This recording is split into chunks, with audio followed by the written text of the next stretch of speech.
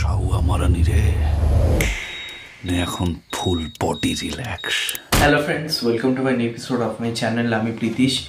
আর এই ভিডিওতে বেসিক্যালি কথা বলবো তালমার রোমিও জুলিয়েট সিরিজটা নিয়ে, যেটা আমি দুদিন আগেই দেখে ফেলেছি, বাট অনেক ব্যস্ততা থাকার কারণে রিভিউ করব করে ওটা হয়নি। তো আজকে ফাইনালি রিভিউ করতে বসেছি। তো কেমন লাগলো সিরিজটা, তো স্টোরির ব্যাপারে কথা বলি।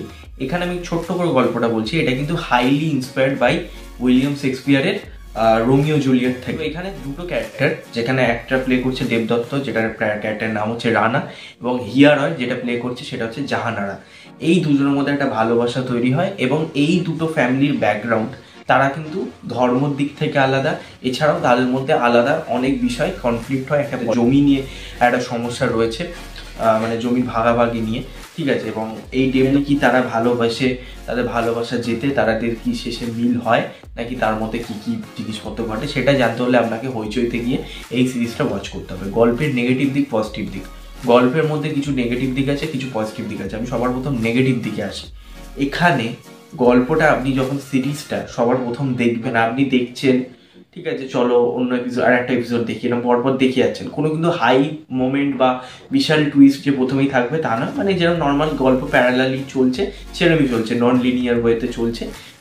খারাপ লাগছে না, তবে আমি বলবো না এক্সট্রাঅর্ডিনারি কিছু লেগেছে, সেই দিকটা আমার প্রথম নেগেটিভ দিক। দ্বিতীয়ত আমার যেটা মনে হয়েছে সেটা হচ্ছে গল্পটাকে আরেকটু স্ট্রেচ করা যেত। কিছু জিনিস বাড়তি দেখিয়েছে, যেমন এখানে কোনো একটা ফুটবল ম্যাচের দেখানো হয়েছে, বা এখানে কুস্তি লড়ানো দেখানো হয়েছে, সেগুলো কোনো দরকার ছিল না, ঠিক আছে। এইগুলো খুব মানে আমার মনে হচ্ছে বাড়তি দেখানো, সেগুলো না দেখালেও গল্পের কোনো এমন কিছু অসুবিধা হতো না। এরপরে যদি বলি পজিটিভ দিকও অনেক বিষয় রয়েছে। এখানে যে লাস্ট ট্র্যাজেডি, মানে শেক্সপিয়ার রোমিও জুলিয়েটের যে ট্র্যাজেডি ছিল তার মধ্যে কিছুটা চেঞ্জেস রাখা হয়েছে। এখানে একটা টুইস্ট রয়েছে, সেটা আমার ভীষণ ভালো লেগেছে। যে সিরিজটা এপিসোড 4 থেকে কিন্তু গল্পের মোড়টা ফেরে, সেখান দিয়ে একটা টানটান উত্তেজনা আসে, এবং লাস্ট এপিসোডটা দারুণ। এপিসোড 4-এর শেষেও একটা দারুণ আমরা চমক পাই, ঠিক আছে। সেই তার মধ্যে একটা বড় টুইস্ট আছে, যেটা কিন্তু সহজে ধরা যাচ্ছিল না। মেশিন চালালে তো একটু আওয়াজ হবেই দাদা। অনেক ছোট ছোট ক্যারেক্টার, তাদেরকেও স্পেস দেওয়া হয়েছে, তাদেরও মানে লাইফটাকে দেখানো হয়েছে, সেইগুলো কিন্তু আমার ভালো লেগেছে, ঠিক আছে। ওভারঅল গল্পটা কিন্তু ওয়েল রিটেন।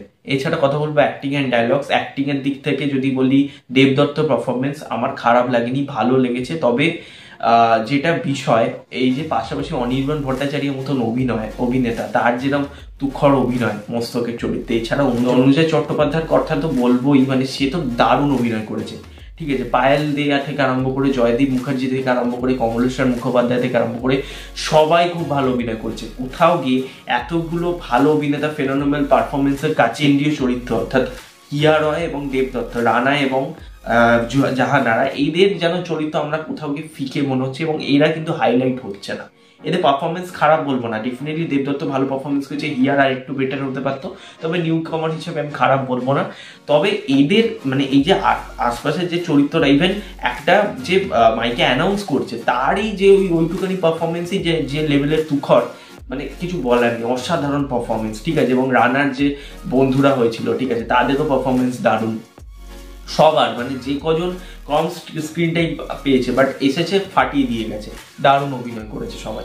এবং এছাড়াও ডায়লগসের কথা বলবো, ডায়লগ ওয়েল রিটেন। কিছু কিছু ডায়লগে কমেডি ইউজ করেছে, আমি ভীষণ যে হাসি পাবে এরকম কিছু নয়, আপনি মুখে একটা হাসি থাকবে, এটুকুনি বলতে পারি। কমেডি যেগুলো রয়েছে, এবং কিছু কিছু ডায়লগ কিন্তু খুব হিউমারকে ইউজ করা হয়েছে, যেটা কিন্তু ভালো লাগে, ডার্ক হিউমার রয়েছে।